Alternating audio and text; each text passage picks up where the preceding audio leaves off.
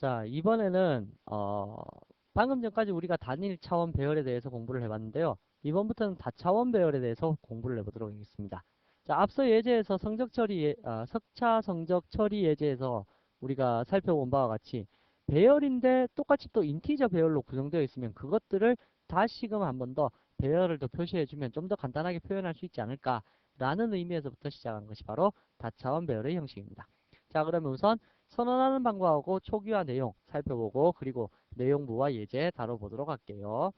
자, 첫 번째, 단일 차원 배열을 선언하듯이 똑같이 배열 형식을 만들어 주면 되는데요. 요 앞쪽 부분에 보시면 배열의 첨자가 몇 개 있냐면 바로 두 개의 배열 첨자가 있습니다. 이러한 차원의 배열을 2차원 배열이라고 하고요. 또다시 여기에다가 하나 더 배열 첨자를 두게 되면 그건 바로 3차원 배열이 될 겁니다. 이러한 식으로 차원수를 몇 개든 늘려서 사용할 수 있는데요.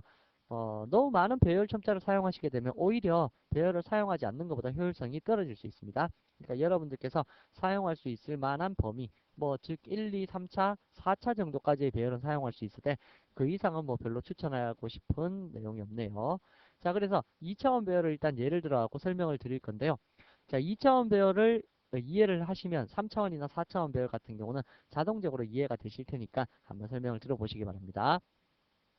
자, 여기에 앞쪽 부분에 두 개를 다 놓을 수도 있고요. 그리고 나서 여기 보시면 앞쪽 부분과 뒤쪽 부분에 나누어 둘 수도 있습니다. 조금 신기한 형태죠. 이건 C 언어에서의 포인트 선언하는 형태하고 비슷하게 되어 있는데 C 언어에서의 포인트와는 조금 다른 면이 없지 않아 있습니다. 얘 같은 경우는 앞쪽 배열 요소와 뒤쪽 배열 요소를 합쳐서 계산하는 데 반해서 C 언어 같은 경우는 콤마 연산에 의해서 나열을 하면 뒤쪽에 존재하는 것들만 다 그 포인트로 처리하기 때문에 그건 조금 틀린 면이죠. 일단 그 부분은 잊어버리셔도 좋고요. C 언어 모르시는 분들도 계실 테니까 일단 앞쪽과 뒤쪽 전부 다 혼합해서 차원 배열로 생각을 하시면 된다라는 뜻입니다. 예를 들어서 int 인티저 배열로 앞쪽에 하나를 적었고 뒤쪽에 a 라고 해서 요게 배열 하나를 적었다. 그럼 2차원 배열이죠. 근데 콤마 찍고 b라는 것을 딱 적고 배열을 안 적었어요. 그럼 몇 차원 배열일까요? 이 같은 경우는 바로 요게 1차원, 그 다음에 아무것도 없기 때문에 단지 1차원 배열만 됩니다. A는 2차원이 되겠죠. 그럼 콤마 찍고 C를 적고 나서 C에다가 배열 두 개를 적었다. 그럼 몇 차원 배열이 될까요? 이러면 여기 두 개, 앞에 한 개. 그러니까 3차원 배열이 된다라는 의미가 될 겁니다. 마찬가지로 또 이러한 배열 요소는 뒤쪽에 다 몰아서 표시를 할 수도 있습니다. 이러할 경우에는 이제 뒤쪽에 2차원, 이러한 식으로 2차원 배열이 되는 거죠. 자, 2차원 배열 선언하는 형식 전부 다 알아두시고요. 그럼 3차원 배열은 몇 개의 모양이 나타날까요? 당연히 4개겠죠. 한 개씩 더 늘어납니다. 4차원은 5개, 이러한 식으로요. 자, 초기화하는 방법 역시도 조금 전에 배웠던 단일 차원 배열하고 똑같은데요. new 자료형 하셔갖고 배열, 개수 하셔서 여기에 2차원 배열 같은 경우는 행과 열이라고 생각하시면 됩니다. 그래서 행열의 개념, 앞쪽이 행이 되겠죠, 당연히. 그래서 요만큼의 개수를 몇 개 더 만들겠다, 이러한 식으로 처리된다라는 거 알아두시면 되고, 당연히 new라는 연산자는 가비지 컬렉션 힘 영역에 메모리 할당시키겠다는 뜻이고요. 얘도 역시 마찬가지로 초기 값을 지정해 주면서 할당을 시킬 수 있는데 그 방식은 이렇게 배열 두 개의 요소에는 행과 열을 적어두지 않고 여기에 블록으로서 행과 열을 구분합니다.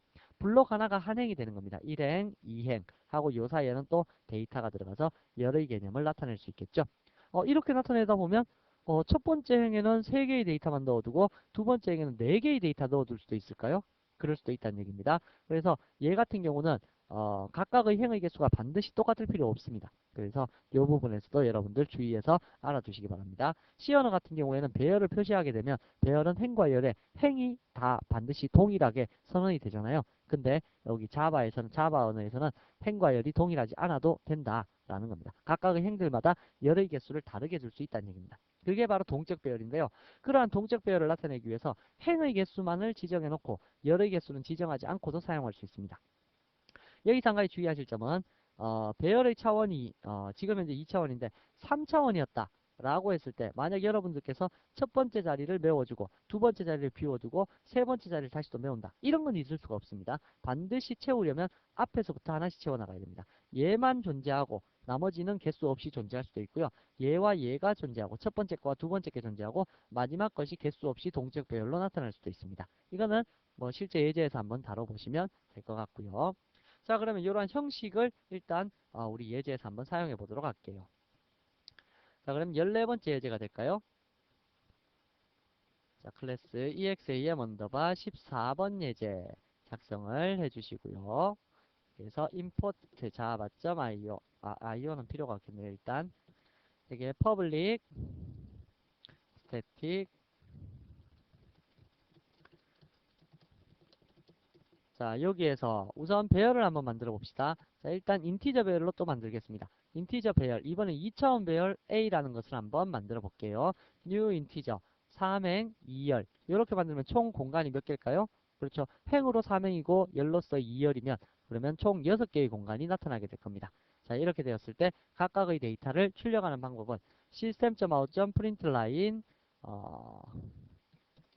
우선 A의 0번째의 공간. 요게 먼저 있을 수 있겠네요. 그래서 A의 0번째 행의 0번째 열입니다. 자, 그러면 행은 몇 행까지 있을까요? 0행, 1행, 2행까지 있겠죠. 열은요, 0열, 1열, 거기까지 존재하겠네요. 그러면 6개의 공간이 있다고 했으니까 일단 6개를 만들어 놓고 표시해 보도록 할까요?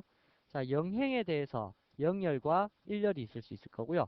다음에는 1행에 대해서 이렇게 1행에 대해서 0열, 1열이 있을 거고요. 다음 2행에 대해서 0열, 1열 이러한 식으로 표시가 되어서 데이터가 나타날 수 있다는 얘기입니다. 자, 이렇게 표시되면 각 자리는 물론 0값으로 초기화가 되기 때문에 얘를 사용해 보시게 되면 다음과 같이 결과값 다 모든 데이터가 0값으로 초기화되어 있는 이러한 형태를 보실 수 있으실 겁니다. 자, 그러면 일단 여기에서 여러분들께서 한 가지 보실 것은 여기가 0, 0이고 여기가 1, 1이고 여기가 2죠. 그렇더라면 얘도 역시 마찬가지 포문으로 처리할 수 있겠네요. 그래서 포문으로 인티저 i는 0에서부터 i가 얼마보다 작은 동안 2보다 작은 동안 뿔뿔 i 하시면서 요거 두 개를 처리해 주시면 아래쪽 거는 필요가 없을 수도 있다는 얘기가 될 거네요. 자, 그러면 이 부분의 위치를 뭘로 바꾸시면 될까요? i라는 데이터로 바꿔주시면 되겠죠? 플러스 i 플러스 더블 코테이션 마크 하셔서 만들어 주시고 여기는 i라는 값을 적어주시면 될 겁니다. 밑에 것도 역시 마찬가지 이 부분은 이 부분을 i 플러스 블럭 1번째 i 자, 요렇게만 처리해 주셔도 우리가 간단하게 아까보다 훨씬 단순해졌죠? 그런데 이 2라는 숫자는 뭐의 길이값을 구하면 알 수 있을까요? 2보다 작은 동안이 아니까 3보다 작은 동안이죠. 그래야 0, 1, 2가 되니까. 자, 이렇게 해서 한번 출력시켜 볼게요. 출력을 시켜 보시게 되면 조금 전과 똑같은 결과 나타날 수 있다라는 거 확인이 가능할 겁니다. 자, 그런데 여기에서요, 이 3이라는 숫자는 어떤 길이값일까요? 요거의 길이값이죠. 다시 말하면 A의 길이값이라고 하면 어떻게 될까요? 여러분들이 여기서 한 가지 아셔야 될 게 바로 요 다음에서 배우실 건데요. 여기에서 랭스 길이값은 다음 말고 여기서 설명을 드릴게요. 자, 랭스 길이값이라는 것은요. 얘는 길이값을 어떠한 식으로 표시하냐면 요 배열명이 나타내는 길이값을 1차원밖에 기억을 못합니다. 그래서 바로 앞에 있는 것의 길이값까지밖에 모르고요. 요 뒤에 있는 요 개수가 바로 뒤에 있는 길이값을 나타낼 수 있어요. 잠시 후에 여기서 메모리로 설명을 드릴 테니까 일단 그렇게 알고 계시고요. 그렇더라면 여기 3이라는 숫자는 무점 랭스가 되냐면 a.점 랭스가 되어서 표시가 될 수 있다는 얘기입니다.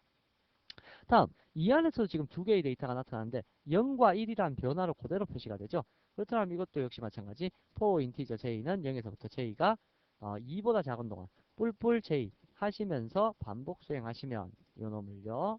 그럼 얘는 추석 처리가 가능할 거고 그렇더라면 이 부분도 뭘로 바꿀 수 있을까요? 플러스 j 플러스 하셔서 이렇게 바꿔줄 수 있고 요 밑에 있는 0이라는 요 숫자 값은 무엇을 대신해서 J라는 요 이름으로 대신해서 사용할 수 있겠네요. 그럼 이렇게 이중 포문을 쓰시게 되면 여러분들께서 아까처럼 복잡하게 적던 코딩이 단순하게 이렇게 표시가 된다라는 뜻입니다. 근데 여기에 또 2라는 숫자 값은 뭘까요? 요 뒤에 있는 요 길이 값이죠. 이 길이 값은 어떻게 표시할까요? 일단은 한번 봐두십시오. 제가 잠시 후에 메모리로 설명드릴게요. 이번째 점 length 이러한 식으로 2라는 숫자 값을 대신해서 사용할 수 있다라는 뜻입니다. 이게 뭔지는 잘 모르시겠죠? 자, 그래서 일단 이러한 식으로 선언해서 데이터를 표시하는 방법이 있다라는 거고요. 또 두 번째 방법은 초기 값을 직접 할당해서 사용하는 방법도 있습니다. 그래서 A라는 데이터에 대해서 인티저 배열이라고 하셔갖고 블록 열고 1, 2, 3 배열의 각각의 공간 길이 값은 달라도 된다 그랬죠? 4,5 두 개만 딱 넣어볼까요? 자, 이러한 식으로 넣어보시면 1행은 3열이고 2행은 2열이 되겠죠. 그러면 2행 몇 열이 될까요? 3열, 2열 이렇게 되겠네요. 출력을 시켜보시게 되면 다음과 같이 0행에 대해서 그러니까 1행에 대해서 3개의 데이터가 나타나 있고요. 다음에 1행에 대해서는 2개만 이렇게 표시되는 배열이 나타납니다. 그게 가능한 게 이러한 랭스 때문에 가능한 거죠. 자, 마지막으로 동적 배열도 가능한데요. 동적 배열이라는 것은 뭐냐면 인티저 배열 A는 new 인티저 몇 개요? 3개 배열계 이러한 식으로 동적으로 배열을 할당시켜 줄 수 있습니다. 그렇게 할당시켰을 때 여러분들이 원하는 대로 A의 0번째에 대해서는 몇 개를요? new 인티저 뭐 4개를 주고요. 다음에 A의 1번째에 대해서는 new 인티저 뭐 5개, 6개를 주고 다음에 A의 2번째에 대해서는 new 인티저 뭐 2개만 주겠다. 뭐 이런 식으로 동적으로 각각의 열들을 변환시켜서 데이터를 할당시켜 줄 수 있다는 겁니다. 그래서 동적 배열도 주로 사용하는 방법 중에 하나긴 한데요. 예를 들면 요게 반이고 요게 인원수다라고 따져보면 각 반마다 인원수가 틀리잖아요. 그래서 각 반에 대해서 3반이 있다. 1반, 2반, 3반이 있다. 그 반에 대해서 4명 있고 6명 있고 2명 있다. 이런 식으로 반의 인원수를 각각 조절해 줄 수 있습니다. 그래서 2차원 배열에서 첫 번째 행만 딱 정해놓고 각각의 첫 번째 행들마다 열들을 정해갖고 표시를 할 수 있는데 이게 메모리 구조를 보면 좀 더 쉽게 이해를 하실 수 있다는 얘기고 4개, 6개, 2개 나오는지 예제 테스트부터 해보도록 하죠.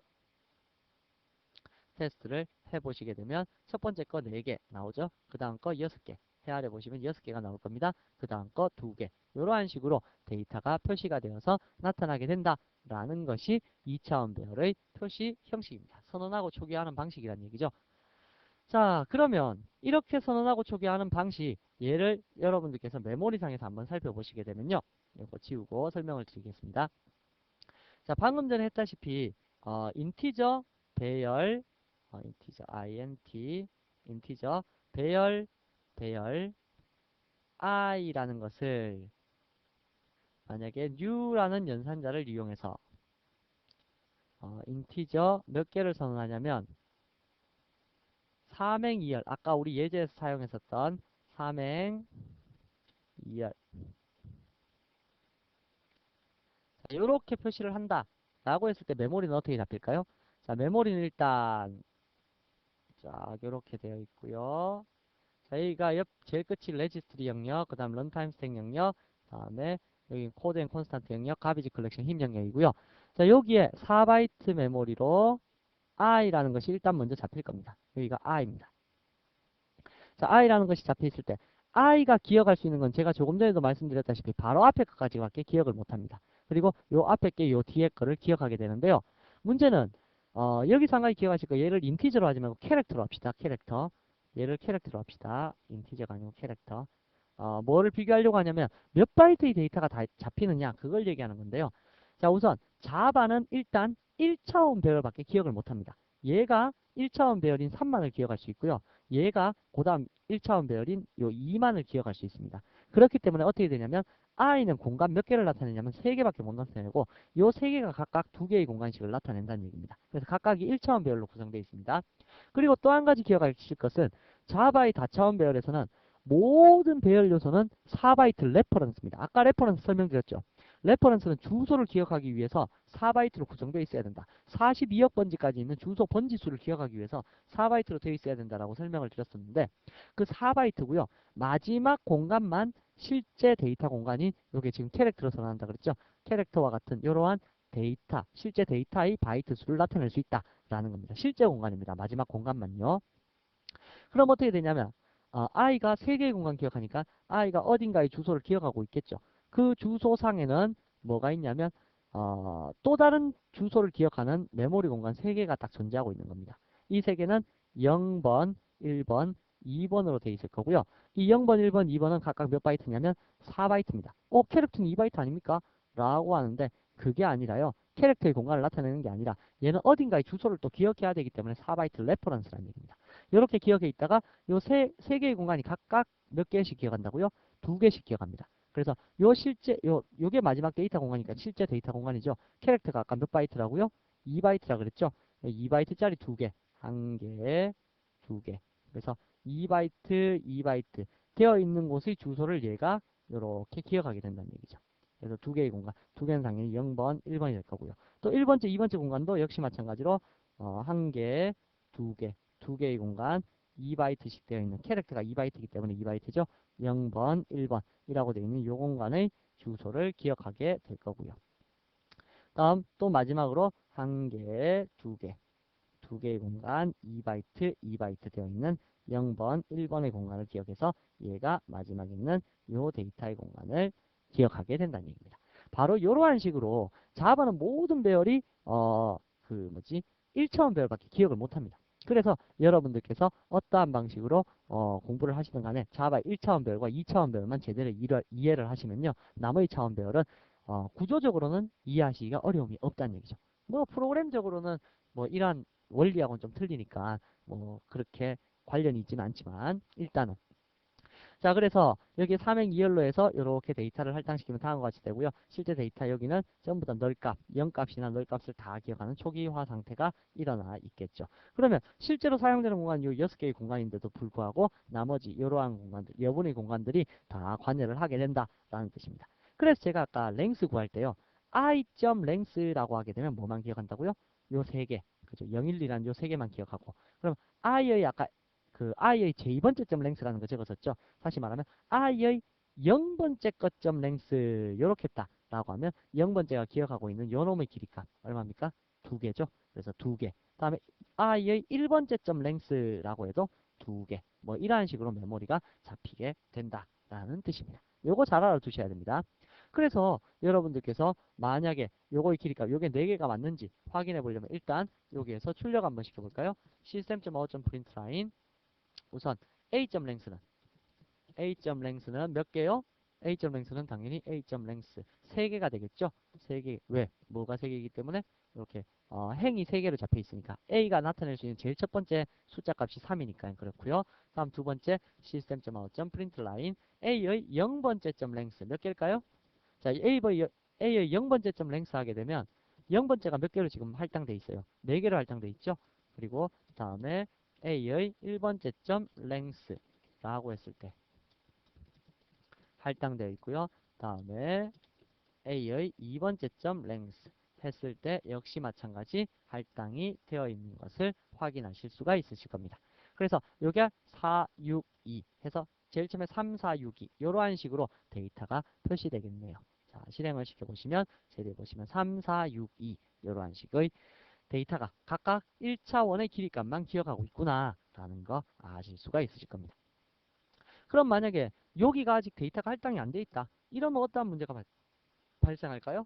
그러면 요 배열이 할당되어 있지 않기 때문에 널 포인트 익셉션이 발생하게 됩니다. 그래서 2번째가 할당 안 돼 있으면 당연히 아까 여기서 보시면 요 2번째가 할당 안 돼 있으면 여기가 널 값이 될 거거든요. 레퍼런스의 디폴트 값은 널이라고 그랬죠. 그래서 널이기 때문에 A의 2번째라고 지정하는 순간 널 포인트 익셉션이 발생되어서 다음과 같이 실행되어 버릴 겁니다. 지금 여기 주석 처리했죠? 주석 처리해 버리면 실행을 시켜 보셨을 때 여기 보시면 요 뒤에 널 포인트 익셉션이라고 해서 데이터가 뜨고 어디까지 뜨냐면 4, 6 요까지 6까지만 딱 뜨고 마지막에 있는 2는 표시되지 않았다는 얘기입니다.